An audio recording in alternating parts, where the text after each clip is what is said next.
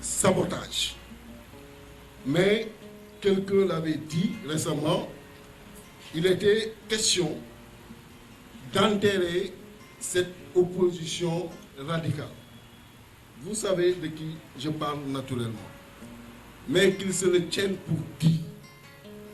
Personne ne peut enterrer cette opposition qui participe à la respiration démocratique de ce pays et qui continuera à jouer pleinement son rôle.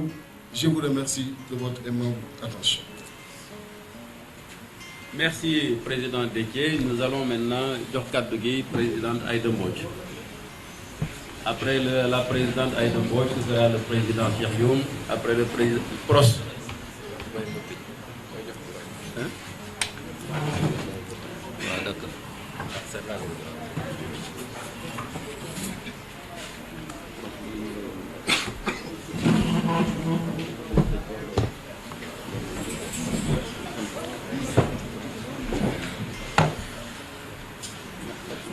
asalaamaaleykum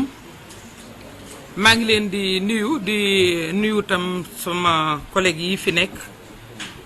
di leen wax ni situation bi ñun ak yéen ñoo ko suivre ndoo man nag dafa am lu may fàttali kilifa yu bari man particulièrement dañ may woo ni ma dañu bëgg jàmm am ci réew mi jàmm nag dafa am lu bari yoo xam ne mën nañ ci lim ñaar yoo xam ne ñooy indi jàmm mooy ku nekk la mu am nga bàyyi kook moom bu dëgg jotee nga doxal ko man personnellement dañ may yónni ci lu bari ci ay dëkk ci ay problème yoo xam ne conflit yoo xam ne élection ñoo koy indi waxtu wu loolu amee nag da nga naan ça n'arrive qu'aux autres man bokkuma ci waaye li ma gis ren ci élection yi jëm 2022 man 96 ba léegi maa ngi bokk ci ay élection locale mësuma koo gis te je sais que am naa expérience su élection je sais que am naa expérience su investiture mais ren ay règlement de compte moo am ren li fi am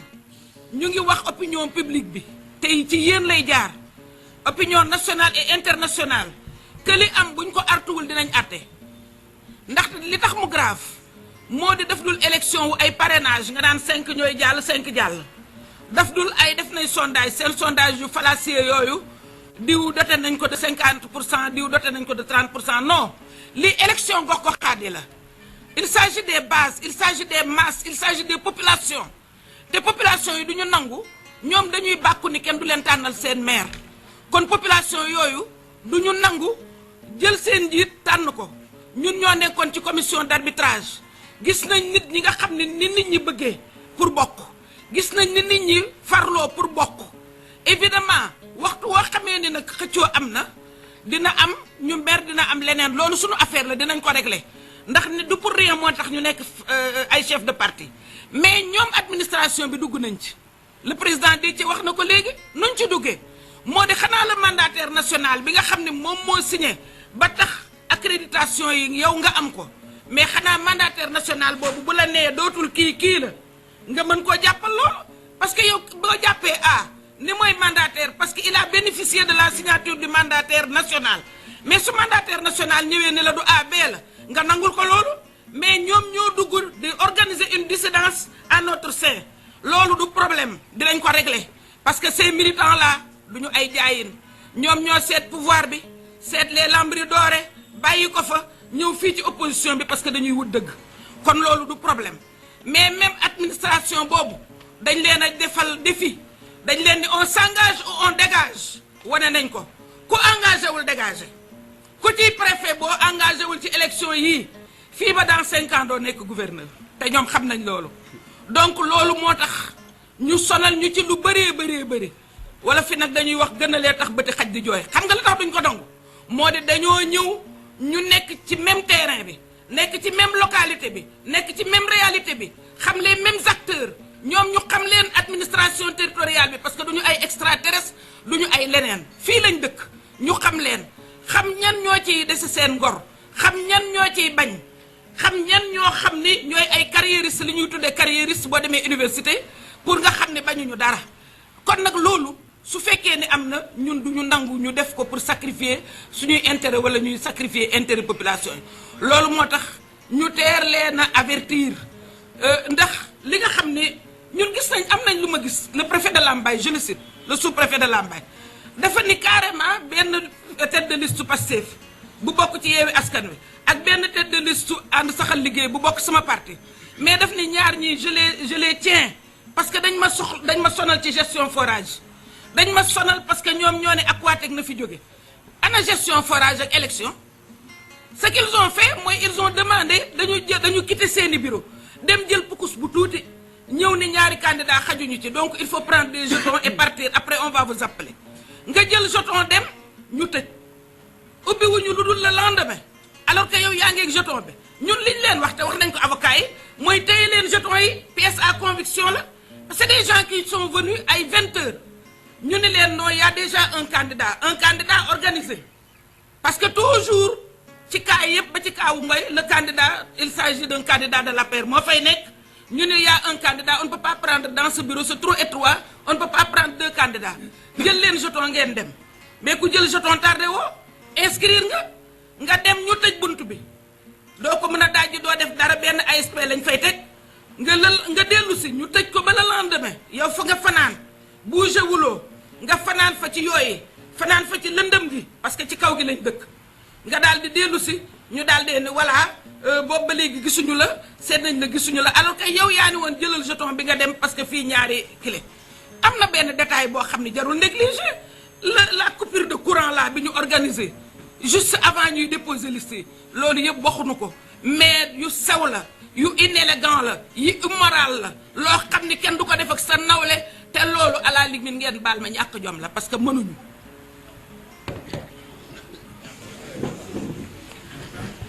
Merci Madame la Présidente. Ñu jox kàddu gi Cheikh Tidiane Youm du PUR.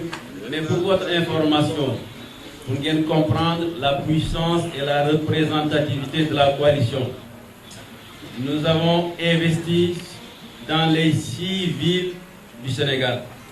collectivités.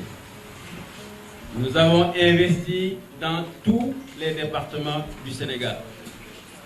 Nous avons investi sur 553 communes, 520 communes, soit 95%. Parce que nous avons le point. Merci, je donne la parole au président Cheikh Tidiane Youm du PUR. Nous voulons remercier ci seen disponibilité.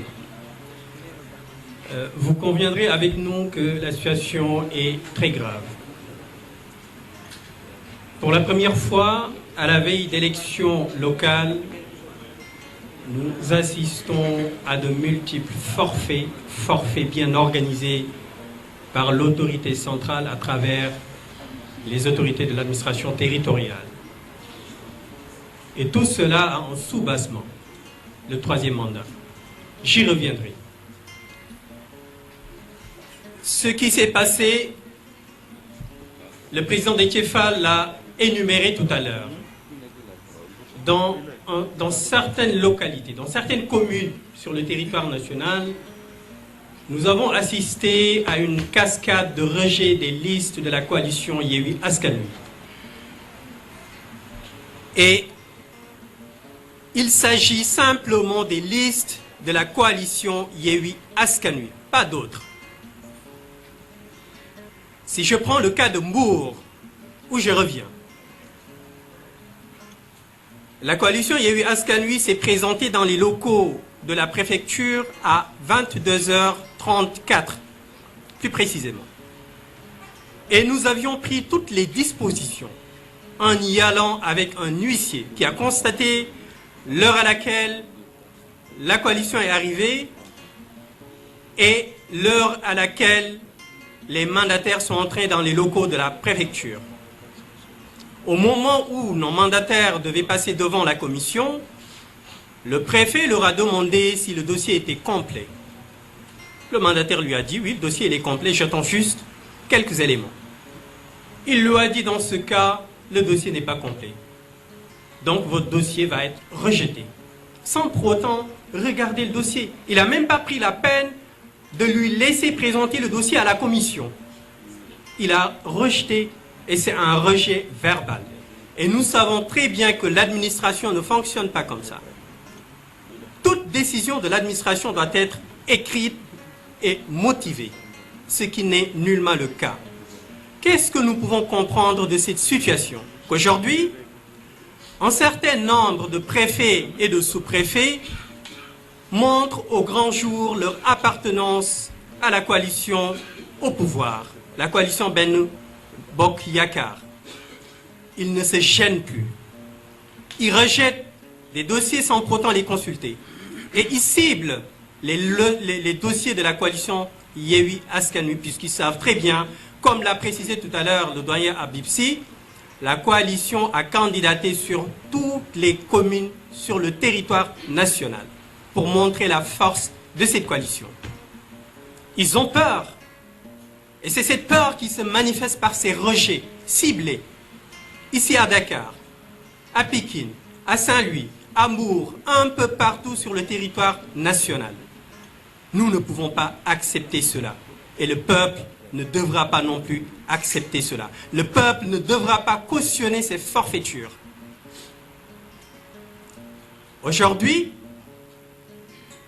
l'objectif de la coalition Benno Bokk Yakaar, je dirais même le président de la République, M. Macky Sall, son objectif, c'est simplement de bâillonner la coalition Yewwi Askan Wi afin que les Sénégalais ne puissent pas exprimer leur colère, afin que les Sénégalais ne puissent pas exprimer leur accord avec cette coalition. Donc son objectif, c'est simplement de saboter ces élections qui sont d'une importance capitale pour les partis politiques, capitale pour le peuple, capitale pour nos concitoyens. Donc son objectif, c'est de saboter ces élections. Saboter ces élections pour pouvoir se dire qu'il est sorti premier. Et son directeur de cabinet l'avait expressément dit que la volonté du président de la République, M. Macky Sall, de vouloir candidater pour un troisième mandat dépendra des résultats des élections locales. Et donc vous comprendrez pourquoi ils procèdent de cette façon-là. Ils veulent bâillonner tout le monde, fouler aux pieds nos lois, fouler aux pieds la Constitution pour pouvoir arriver à leur fin, pour pouvoir se positionner et dire au 23 janvier que la coalition Benno Bokk Yakaar est arrivée premier. Et ce qui leur permettra, comme l'a expressément dit le directeur de cabinet du président, de pouvoir prétendre à un troisième mandat. Mais ce qu'ils ignorent, c'est qu'en fait, nous ne leur laisserons pas cette possibilité. Et le peuple ne leur laissera pas cette possibilité. Il faudrait que les autorités religieuses, les autorités coutumières, toutes les personnalités de ce pays prennent leurs responsabilités et qu'ils demandent au président de la République d'arrêter ce sabotage. Nous n'allons pas généraliser, puisque parmi les préfets et sous-préfets, il y a des républicains, des Sénégalais qui veulent vraiment faire et qui font leur travail correctement. Mais parmi eux, comme je l'ai souligné tout à l'heure, il y en a qui sont de simples militants de la coalition Benno Bokk Yakaar et qui ne font qu'exécuter la volonté de certains leaders de cette dite coalition. Et nous prenons un témoin tout le peuple sénégalais. Nous leur faisons comprendre que cette situation ne va pas durer. Certes, nous allons commettre un pool d'avocats pour exercer tous les recours que la loi nous autorise de faire. Mais au-delà de ça, s'il est nécessaire, nous descendrons sur le terrain et nous ferons face à ce régime qui ne connaît que la violence. Nous n'appelons pas à la violence, que ça soit clair. Nous n'appelons pas à la violence. Mais si ce pouvoir persiste, parce que c'est de la provocation ce qu'ils sont en train de faire. Ils sont habitués à la provocation. Ils vous provoquent et ils envoient leurs bras armés, nos forces de défense, pour réprimer, mater l'opposition et de surcroît utiliser la justice pour condamner, bâillonner, emprisonner. Et il faudrait que cela cesse. Il faudrait que cela cesse. Nous sommes dans un pays qui a acquis, qui est du temps, le temple de la démocratie pour certains. Et donc ce n'est pas aujourd'hui que ces acquis, suite à des luttes extrêmement importantes que nous allons les perdre.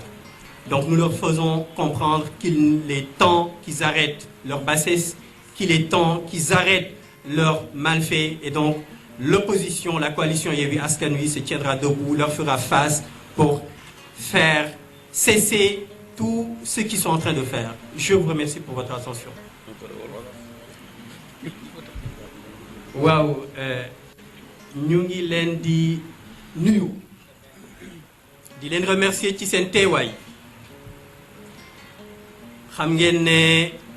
dëkk bi mi ngi traversé ay moments yu difficile ñu ngi soog a gis ci élection locale jëfin yu nga xam ne nii mel na ni yi nga xam ne ni ñu ngi koy gis jamono yi ñu weesu depuis 48 heures li ñu nekk di gis mësuñu ko gis ci élection locale waxuma sax élection locale mais ci élection ci Sénégal depuis 48 heures ñu ngi gis liste coalition Yewwi Askan Wi nga xam ne ni ñu ngi leen di rejeter benn par benn te rejet bi yépp motif bi mooy lan ne dossier yi dafa incomplet te ñoom loi bi wax na leen dossier bu incomplet mën nañ ko déposer bu ñu ko déposer ba am benn diir nga dem compléter ko waaye préfet yi ak sous-préfet yi donte duñu wax ñépp la mais ñenn ci ñoom ñooñu sax dañu jàpp ne ay militants wu coalition benn bokk yaakaar lañu ay waa APR lañu ñoo nekk di rejeter suñu ay liste coalition bi te suñu jëlee cas bu mel ni Mbour bi nga xam ne nii fa laa jógee léegi nii parce que Mbour suñu ñaari liste communale yi majoritaire proportionnelle dañ ko rejeté départementale dañ ko rejeté te bi nga xamante ni dem nañu di ko déposer ñu ngi yegg il était 22 heures passées te bi ñuy dem dañu jël benn précaution ñu ànd ak benn huissier bi constaté loolu yépp noté heure bi ñu fa yegg noté heure bi nga xamante ni suñu mandataire yi su ñu dugg ci locaux préfecture bi suñu mandataire bi dem tuuram jot mu war a dem présenter dossier bi préfet bi ne ko sa dossier bi est-ce que mat na mu ne ko mat na dafa am juste lu may xaar mu ne ko kon sa dossier bi matul duñu ko xool mu génne toog di xaar ba 10 heures ku ñëw 22 heures ba 10 heures ci suba commission bi génne sans pour autant wax leen ne ñoom ñu ngi dem préfet bi ñu ko laajee mu ne suñu mandataire bi dafa désister ku ñëw 22 heures toog ba 10 heures voire même ba midi naka ngay désister moom ci boppam moo bëggul xool liste bi parce que bëggul opposition bi déposer foofu Mbour ba mu daj seule coalition Benno Bokk Yaakaar moo fa déposer ak ses dérivés mooy ñi nga xam ne nii ci ñoom la ñu nekkoon ñu mer génn ñooñu ñoo déposer ak liste coalition Benno Bokk Yaakaar donc loolu liñ ciy jàng moo di li ñu bëgg ñoom mooy liste coalition Yewwi Askan Wi duñu ko déposer dañ koy rejeter ba nga xamante ne ni ñoom li ñu bëgg pour mën a def 3e mandat puisque wax naa ko sànq ci tubaab ki nga xam ne mooy directeur de cabinet bu président Macky Sall dafa wax ni ñoom seen 3e mandat mi ngi dépendre ci élection yi nga xam ne ñi ci la ñu jëm muy élection locale yi suñu ko gagné danañu am 3e mandat et comme ñoom xam na ne mënuñu ko gagné ci njub mënuñu ko gagné en se conformant aux lois puisque Sénégal yi yëpp bëggatuñu leen moo tax ñuy def lii ñuy def ñuy manipuler yenn préfet yi di manipuler yenn sous-préfet yi waaye nag danañ leen wax ne leen dinañu def face à ces forfaits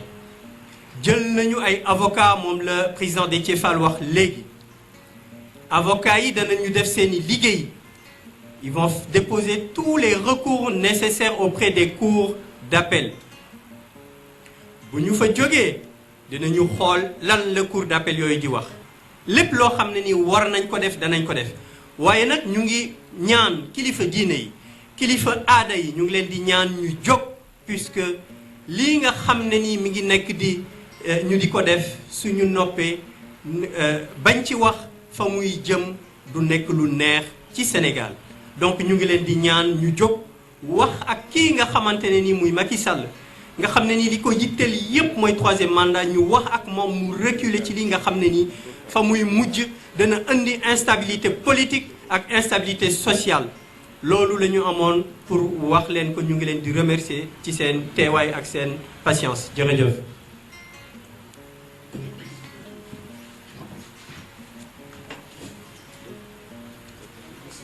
léegi ma jox kàddu gi pros mooy lan le président Ousmane Sonko. mbokk yi salaamaaleykum. wax ji mun na bañ a gudd. defe naa njëlbeen ñuy wax tey bu situation bi demee woon neneen moo fi toog di wax ndax ñépp xam nañ ni am na lu métti lu dal suñu kaw ci lu gàtt daanaka ay bés bi weesoogul muy ay dëj yu ñu am ci suñuy collaborateurs muy loo xam ne métti na torop métti na ci Sénégal yépp naka nag si ñun ñii nga xam ne ñoo doon xëyandoog ñoom di yendoog ñoom di fanaan ak ñoom léeg-léeg ci condition yoo xam ne yu jafe-jafe la kon maa ngi ubbee sama kàddu ci jaale Sénégal yépp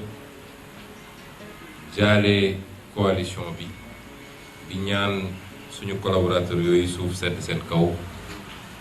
yàlla xaare leen àjjana. xool nañ lu yàgg balaa ñuy ñëw teew ci lii ndax dëj bu tooy la rongoñ yi feragul waaye jàpp nañ ni ñoom ñooñu dem lii woon seen gëm-gëm ak seen bëgg-bëgg ci Sénégal ba fu ma mus a ne ña nga fa fu ma mus a jàkkoonte jafe-jafe ña nga fa ñenn ci moom biñ may jàpp ci mois de mars maak ñoom la ñu jàppandoo ñu dem nekk brigade de section de recherche pendant 5 jours kon bu dee mbir bi tolloon na leen foofu niñ leen mu ne delloo njukkal mooy du tëju di jooy waaye li taxoon ñuy yëngatu ak li woon seen gëm-gëm ñu fexe ba tey ñu gën a dëgëral taxawaay ba loolu sotti te loolu mooy lii kon defe naa wax ji nit ñi tënk nañ ko ba noppi tey ci suñu recensement président Déthié jotul woon dugg ci détail bi waaye defe naa Matam Gorée Foundiougne département Golfe Sud Tivaouane Peulh Kaffrine département Sam Notaire Saint-Louis département Gandon Mbour ville et département Kédougou commune Pikine ville Sandiara Sabodala Xosanto defe naa loolu la ñu recensé gum su ñu nee Matam nag ñu xam ni communes yu bëri la du benn commune département bi yëpp la daanaka kon loolu lu coalition Yewwi Askan mënul nangu la parce que élection yi dafa am enjeu yu bëri nit ñi dañ naan élection locale rek mais weesu na élection locale parce que keroog le 23 janvier 2022 suñu si yàlla yóbbu si jàmm incha allah bu ñu toogee ba guddi du ñu lim rek ville yi nga xam ne moom la nit ñi gën a séenu kan moo ko gañe du ñu lim rek kenn ku nekk ñaata commune nga gañe waaye dañuy boole lim ne kenn ku ne ban pourcentage nga am ci vote bi ku ne woon amoon naa 58% ndax dangaa des 58% wala wàcc nga 50 wala yaa ngi 40 kon commune bu ne rek commune bu am importance la ci nit ñi amul commune bu ñu xeeb boo gañewul it la nga fay fortaatu ci ay voix day ñëw ci cagnotte nationale bi bu ñu waree def le décompte moo tax Yewwi Askan Wi góor-góorlu ba investir fépp xam ngeen investir fépp yombut coalition yi ko mën bëriwul de liggéey bu rëy a rëy la ci ay fani fan wala ay weeri weer ay guddi yoo xam ne nelawuñu loolu di liggéey bu ndaw parce que dañu xamoon lan mooy enjeu bi ne waruñoo xeeb benn voix te lii ñuy doxal nii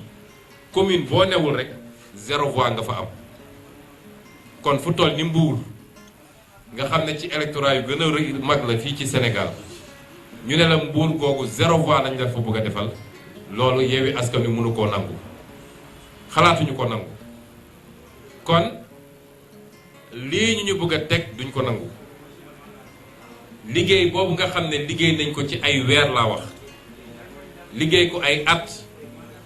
lu ne ñu jat daj ko ba egsi fii duñu nangu ñëw ba tey benn préfet wala benn sous-préfet toog fële ne moom ci loo xam ne teguwul ci fenn mooy xëy rek far loolu est-ce que sous-préfet yi xam nañu le travail bi nit ñi di abattre ba war a mën a andi dossier teg ko seen table est-ce que ñoom xam nañ ko est-ce que sous-préfet yi xam nga moi j'ai été fonctionnaire je connais la fonction publique mais bokk na ci li ñu war a xoolaat ci formation fonctionnaire bi mooy ñu génne ko ci cadre bureau bu muy tëju mu xam li mu war a gérer li mu war a régir environnement socio-culturel bi ne ci autour yépp parce que préfet wala sous-préfet bu toog bureau xamoo fu nit ñi jaar ba egsi xamoo lu ñu daj nga ñëw ñu jox la ay ndigal ngeen jéggal ma mais ñu mel ni ay dëmm yu jëfuur di toog rek di góolu liste Yewwi Askan Wi di xool lan moo ci manqué ban signature moo ci manqué ban xam nga suñu bëggoon rafetal mbir mi sax dañu ne am na ñaari liste wala ñetti liste Benno Bokk Yaakaar yu ñu rejeté benn sous-préfet mënu ma ne sur l'étendue du territoire liste Benno Bokk Yaakaar yépp matoon nañu bi ñuy ñëw sànq wax naa ko sous-préfet Guédiawaye nee naa ko on va te poursuivre personnellement parce que amul droit rejeté te jaarul sax ci commission te lim bañal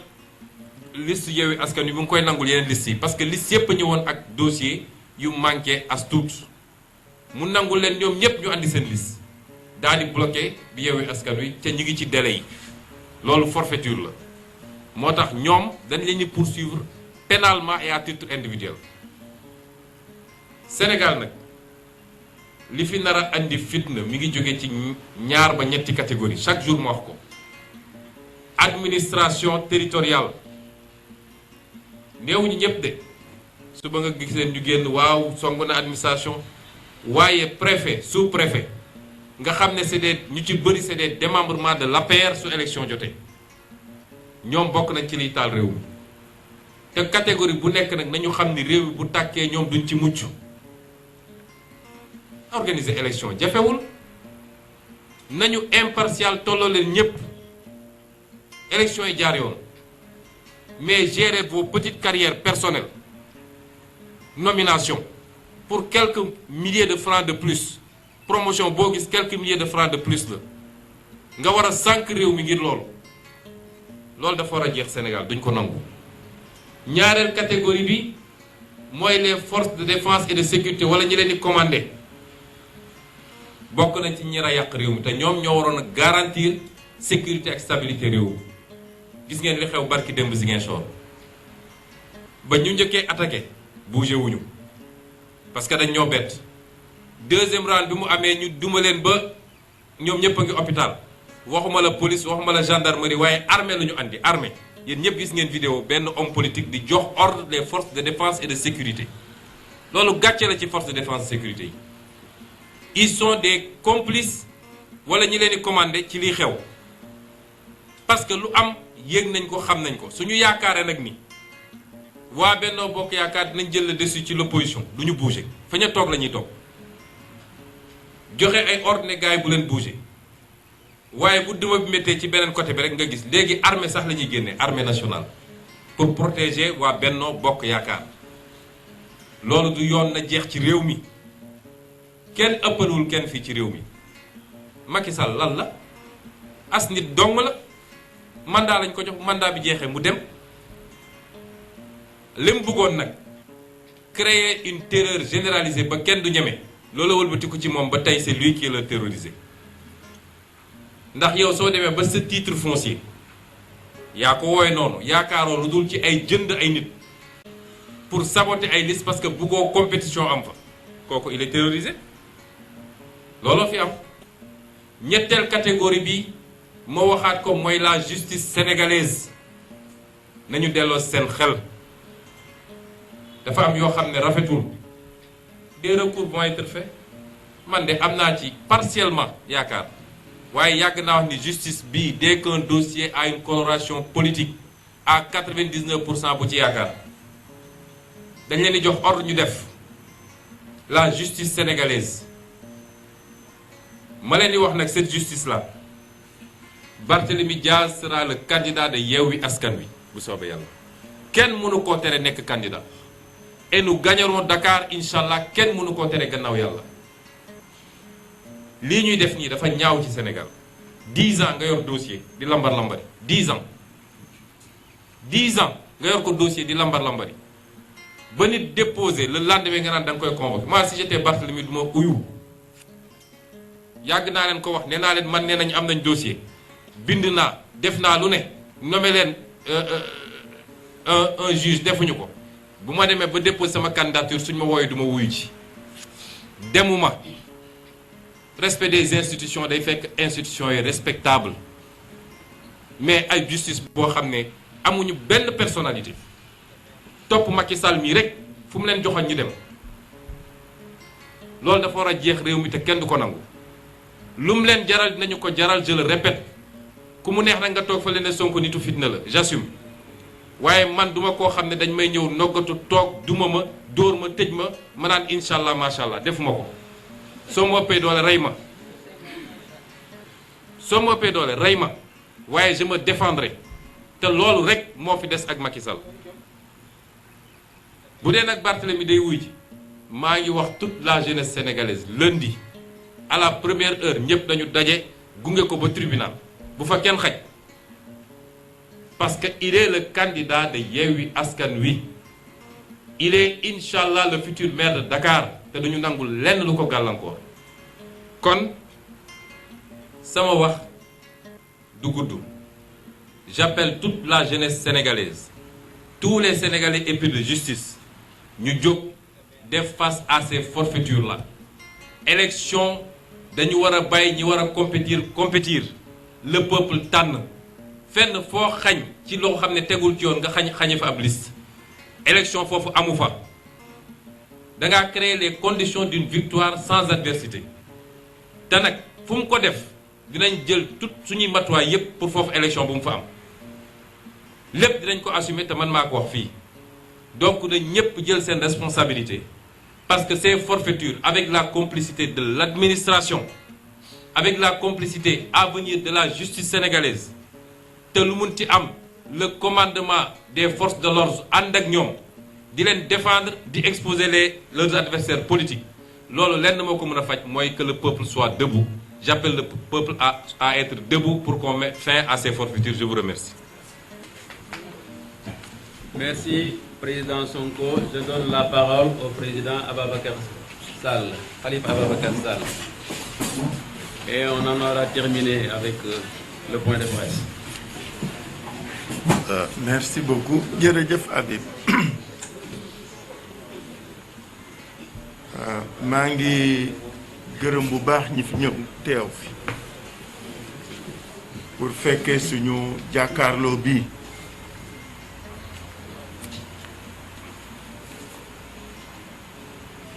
Je crois que ñi ma jiitu wax nañu lu bari ci li nga xam ni mooy solo jataay bi tey may doore sama kàddu rekk ci turu leader yépp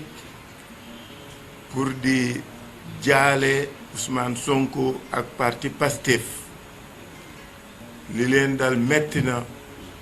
diis na ci moom ci direction partem ci partem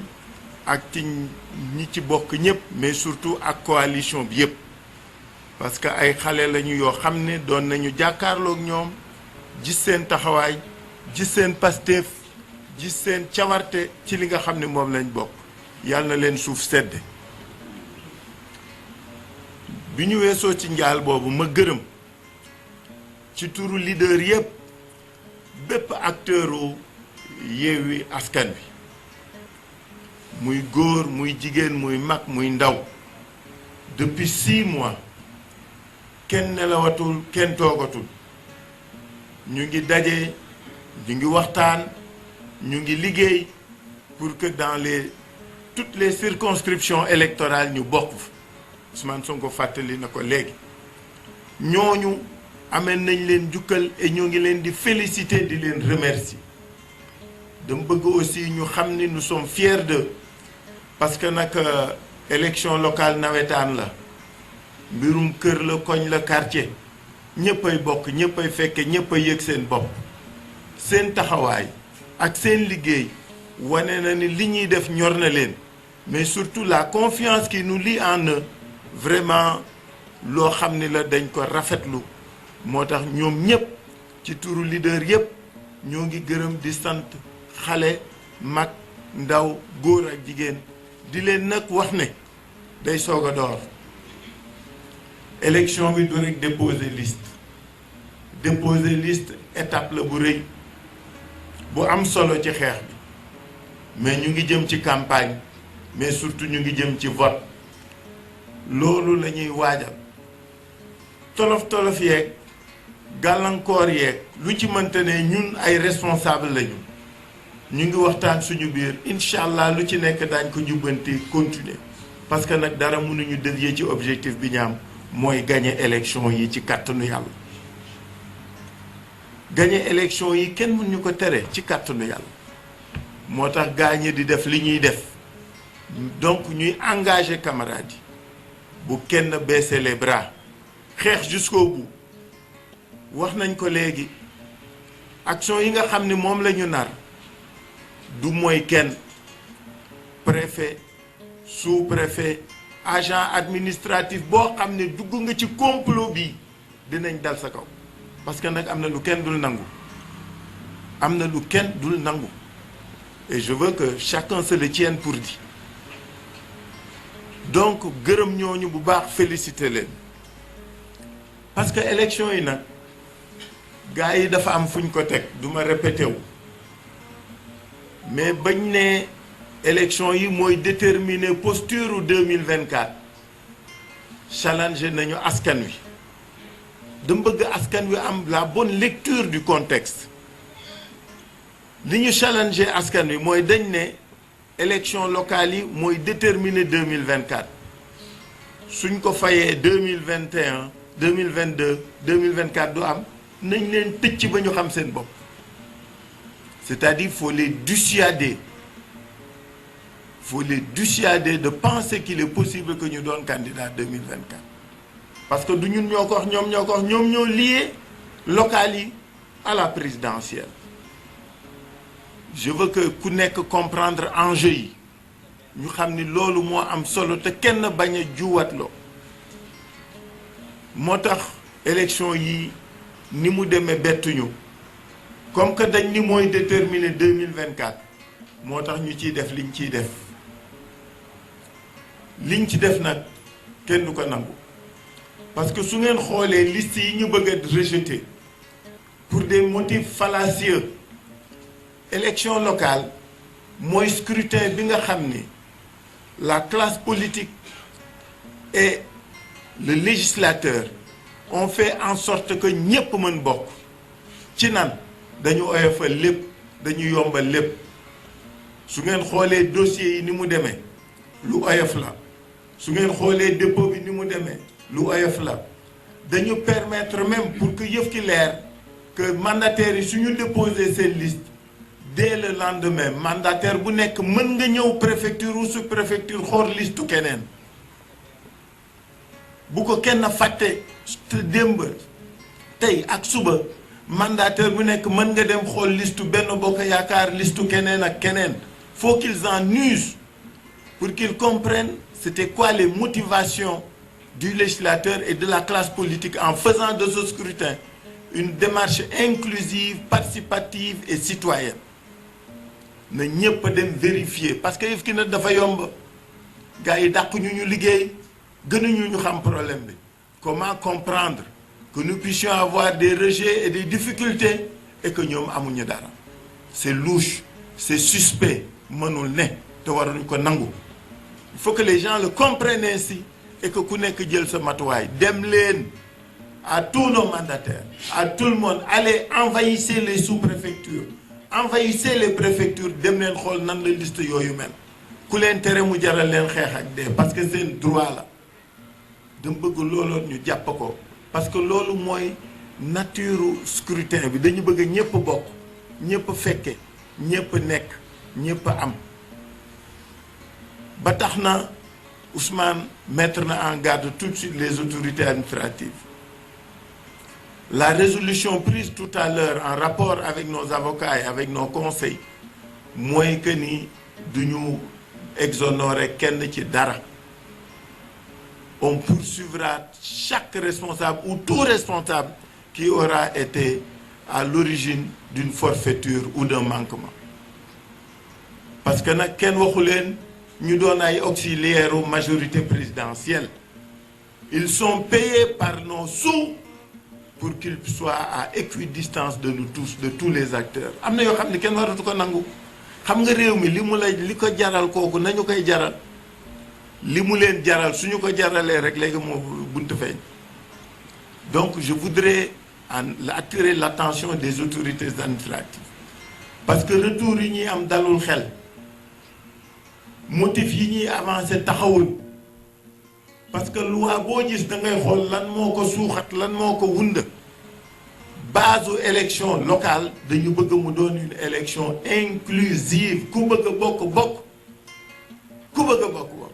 ci koñ bi ci kër gi ci quartier yi donc loolu na ko ñëpp jàpp na ko kenn xam ñëpp xam parce que duñ ko nangu bi ci des mooy ni nga xam ne noonu la administration bi taxawee bii pa dafa ñaaw dafa rafetul parce que notion de liste incomplète loi bi que ce soit la partie législative ou la partie réglementaire da ko waxe et c'est le seul scrutin pour lequel on permet jusqu'à terme des 72 heures que mandataire bi di corriger di rectifier c'est le seul scrutin pourquoi defuñu ko ñi ci des parce que xam nañ ni dana jafe dafay diis dafay metti et c'est complexe. De quel droit des autorités administratives s'arrogent le droit de dire toi on te rejette, toi on te garde. Yow on te permet de corriger, de compléter, aux autres on leur dit duñu leen ko defal luñ ndeyam loolu mooy problème bi am na lu kenn dootul nangu am na lu kenn dootul bàyyi mu jàll parce que réew mi bàyyi mu jàll moo tax ñu egg ci fii ñu nekk parce que les gens se croient tout permis mënatul ne kii élection la gis nga élection yi nit ñaa ngi koy waaj depuis 5 ans moom ak àllaaxiraayam loo fa yóbbu loo fa dawalul doo ko fa fekk donc nit ñi mun ñu liggéey ba egg si fii ñu bëgg a xëpp suuf ci seen liggéey kenn du ko nangu et ça je veux que ce soit dit compris par tout le monde. Beneen bi mooy ci Barthélémy Diaz parce que nag tombé moo waral ay gaaf du loolu la ñuy wax mais xam nga lan mooy problème bi du loolu dama ni xam nga lan moo fi dakk dans ce pays qu'on permette au pouvoir de se choisir ses adversaires. On a vécu le 3 mars 2013, on a vécu le 3 mars 2017, on a vécu le 3 mars 2021 et on veut nous faire vivre le 10 novembre 2021. Kenn du ko nangu du fi amee du fa jàlle. Est-ce que gis ngeen concomitance su temps bi délai yeeg mois beeg année bi dafa mel ni sax yëf ki fétichisme la wala leneen la ci laxasu su ngeen ko xoolee loolu lay nuru de. C'est des choses que personne ne peut comprendre, admettre ni accepter. Barthélémy Diaz, depuis 2011, on est avec lui. On va à chaque fois au tribunal. Day dem ba bi ñu mujjee dem maa nga fa maag moom dañ ñëw ñu ni ñu sax programmé wuñ ko kuy ñëw suñ la convoqué wul suñ la convoqué da ngay dem. Mais pourquoi maintenant? Pourquoi maintenant? Depuis 1 an et demi, tout le monde sait qu'il se prépare, il voulait être candidat. Depuis plus de 2 ans, il se bat, il part pour Dakar, il se bat. Ñu bëgg def lan faagaagal ko kenn du ko nangu. Kenn du ko nangu. Vous savez, dans les démocraties consolidées, ce genre de situation ne peuvent même pas avoir cours. Parce que c'est une matière dans laquelle, quand on est en période électorale, la justice s'interdit d'interférer dans le combat et les jours. Ñu ni délai bi waa ji fixé na ko bu yàgg bi ko waa ji di fixé xamoon na ni novembre ñu ngi ci élection xamoon na ni novembre Barthélémy sera candidat man jugé nañ ma xam naa nañ lañ doon defee renvoi yi mani c'est pas gratuit c'est pas innocent c'est pourquoi on ne laissera pas faire. Je l'avais dit pour Ousmane, Barthélémy ne sera pas le 3e agneau du sacrifice. On ne l'acceptera pas. Et jàppale Barthélémy dafa yomb parce que Barthélémy noppiwul xeexu kenn wuutewul xeexu kenn xeexal na ñëpp de 2011 à maintenant Barthélémy tëdd na fi kaso juróomi at sàccul laalul dara lu dul xeex pour la promotion la défense et la consolidation de la démocratie. dañ ko dul nangu faut que les gens se le tiennent pour dit. Ousmane wax na ko cette invite est valable pour chacun de nous pour chacune de nous. Barthélémy n'est pas seul dans ce combat. Il n'est pas seul dans ce combat. Il aura tout le monde avec lui. Il aura tout le monde autour de lui. On sera son écrin pour le préserver. Parce que nag la justice c'est rien n'est innocent te nag xam nga dëkk bi li ci am solo mooy ñun dañu xamante de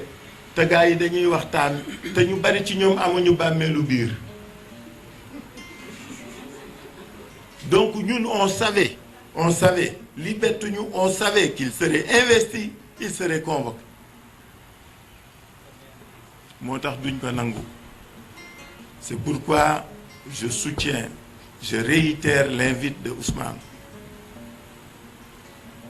Le 10, Barthélémy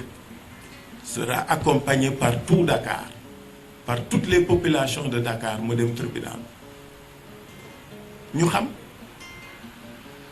parce que nag lu ëpp tuuru ce pouvoir ne peut pas se choisir ses adversaires. Loolu jeex na fi. C'est fini. Personne ne l'acceptera plus. Et c'est ça l'enjeu de ce scrutin, mes chers amis, chers concitoyens. L'enjeu de ce scrutin, c'est qu'une haute autorité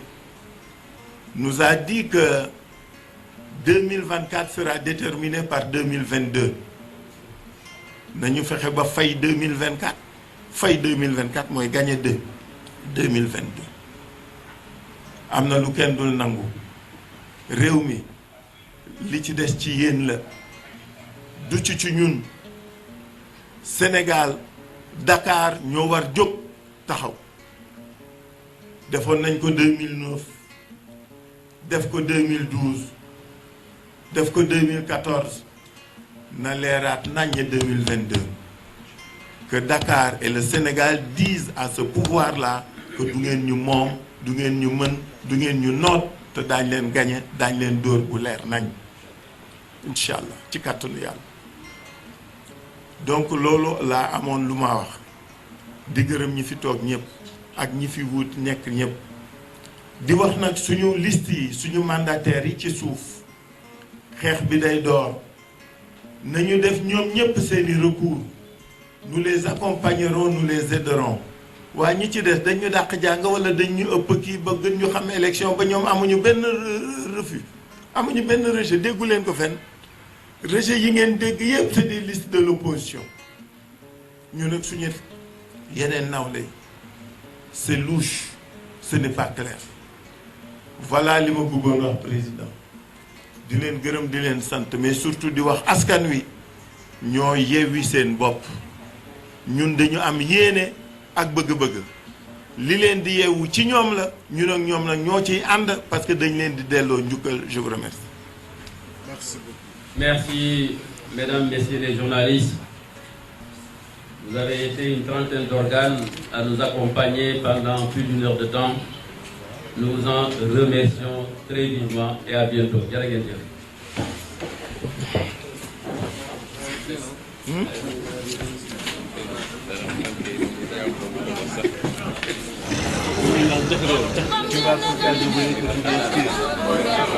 Bawol Média FM kub xolam xajam ba mu tax mu foñ ak bëggam du feeñ ndaxi bañ nangu jël na cëru bañ dëgg jib tey ndam laa ngi nii ñoo ko sañ Bawol Média am na ndam Gaynde Njaay ci digg mandi fitam du ko xañ bëggam lu mu teg bëtam ndam la ca am mbottu yey ngoox du tee mu raq ndiggam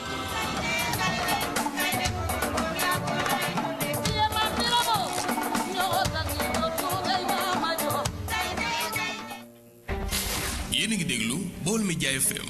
kàddu gi di bàyyi ko ci Mbàkke tableau caabi xàll wi jëm Touba Bawol Média FM.